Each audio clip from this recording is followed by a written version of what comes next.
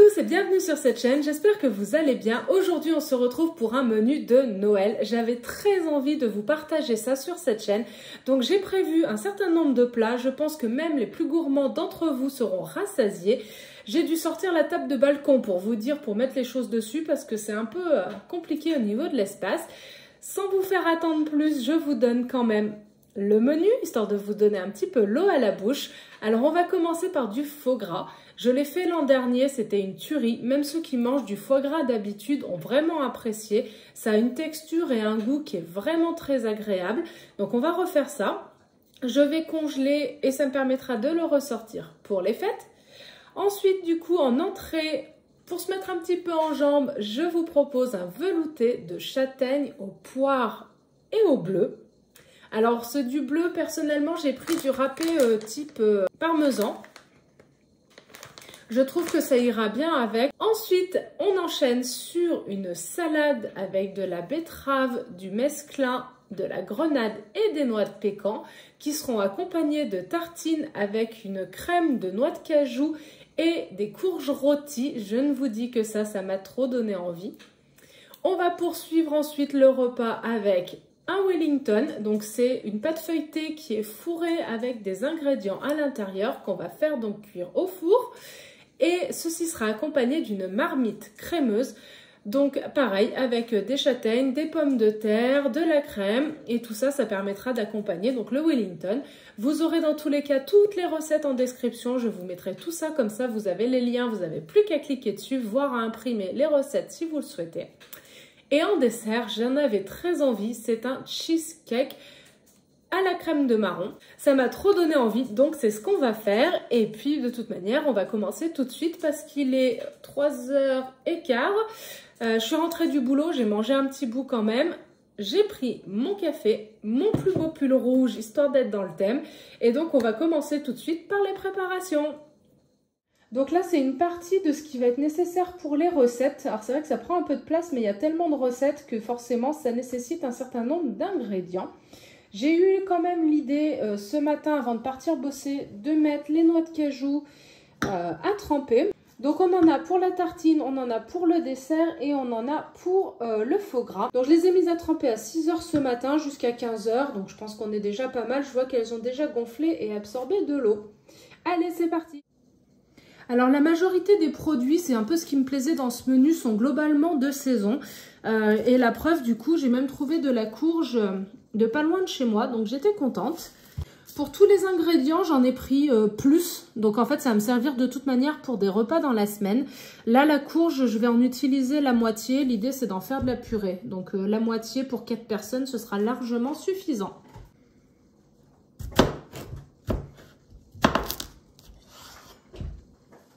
Donc on commence par la marinade qui va aller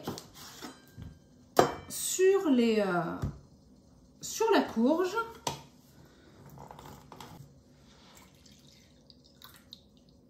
On va mettre du sel, du poivre, de l'huile d'olive,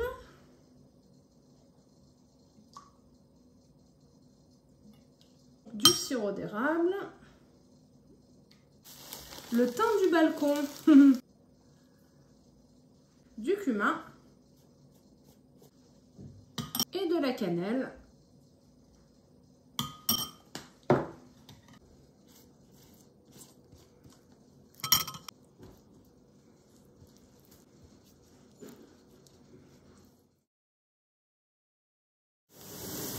Donc là, j'ai fait revenir mes oignons et mon ail, ils ont bien cuit. Comme la préparation après est crue, c'est nécessaire que les oignons soient bien cuits. Donc je vais les mélanger avec les noix de cajou, les noix et les marrons. Et comme la poêle est chaude, je vais enchaîner pour la préparation du velouté et je vais faire revenir dedans donc l'équivalent d'un demi-oignon. J'ai divisé les proportions en deux. Les châtaignes, la gousse d'ail et les poires.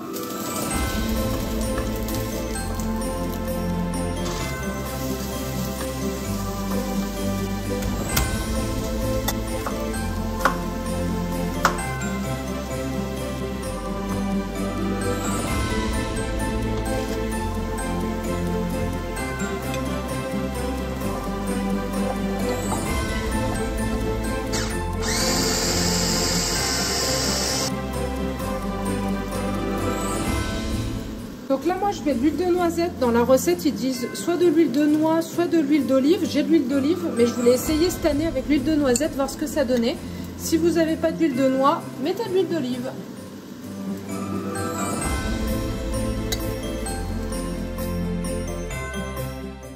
Donc j'ai mis les poires, les châtaignes, l'oignon qui ont revenu dans une casserole. Je rajoute 30 centilitres en ce qui me concerne de lait d'avoine et un demi-bouillon cube de légumes. Et donc je vais faire cuire ça pendant un bon quart d'heure. Donc j'ai fait fondre l'huile de coco, je vais la rajouter dans le faux gras. Et comme je trouve qu'il y a encore un peu trop de morceaux, je vais la mixer au mixeur plongeant. Et en fait, ça va se solidifier en refroidissant. Voilà, donc la première préparation est faite. Alors j'ai mis mon faux gras dans un moule en silicone, comme ça je pourrai le démouler facilement. J'ai bien tassé. Et donc je vais mettre ça au frigo et je pense que ce sera bon demain. L'autre préparation est prête, à savoir la soupe. Donc je vais mixer.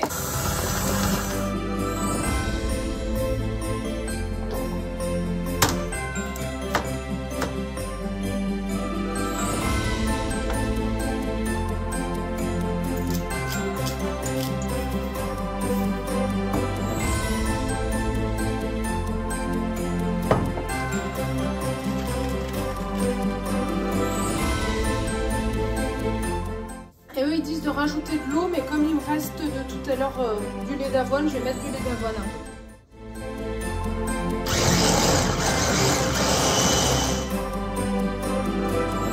Donc là on va préparer la marmite crémeuse. Donc normalement il faut le faire revenir au four, mais comme d'hab, donc moi je vais utiliser l'air fryer, je maîtrise mieux, c'est plus simple. Voilà, et à la poêle je vais faire revenir des oignons, des champignons, du tofu, de l'ail, et je vous montre le reste.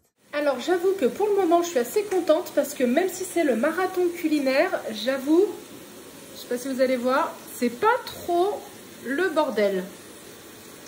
Voilà. Donc pour le moment je suis pas trop mécontente de mon organisation qui est déjà d'utiliser plein de fois la même vaisselle et de laver au fur et à mesure ce que je n'ai plus besoin. On continue.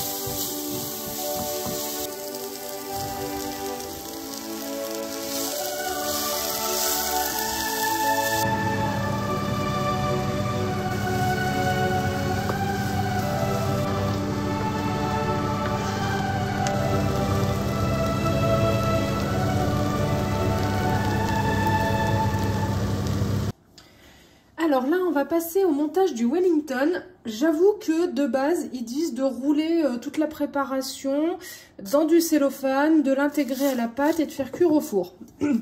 J'ai confiance ni en mes capacités, ni en mon four. Donc je vais prendre un moule à cake. On va tenter. De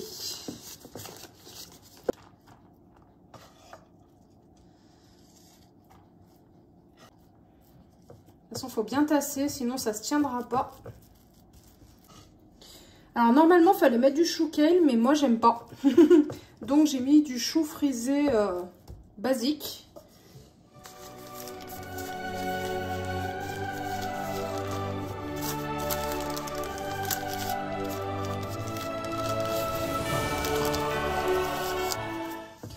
On va faire des petits trous pour que la vapeur s'échappe.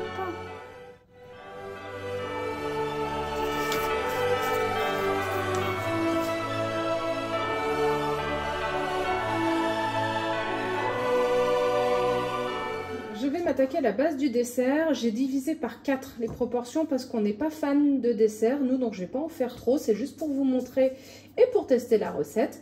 Donc j'ai mis 100 g de spéculoos, donc je vais mettre normalement une bonne cuillère à soupe de purée d'amande. Je vais mixer les deux pour faire la base et de toute manière, je vous montre après le reste.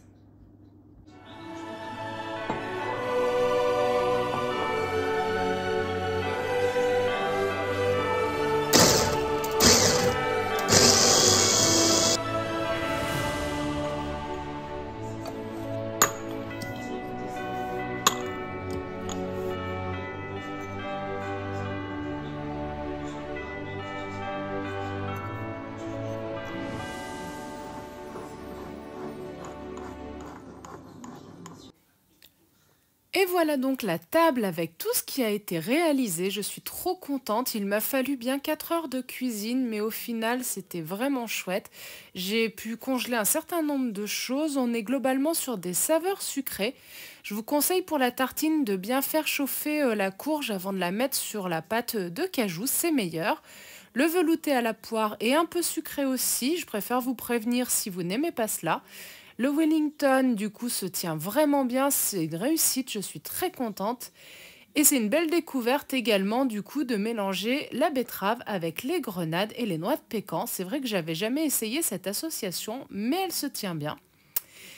Et en ce qui concerne les desserts, je vous conseille de mettre un petit peu moins de pâte de spéculoos parce que ça peut vite faire assez copieux, mais c'est selon vos goûts, bien entendu. Sur ce, je vous souhaite de très belles fêtes et j'ai hâte de vous retrouver en début d'année. Gros bisous!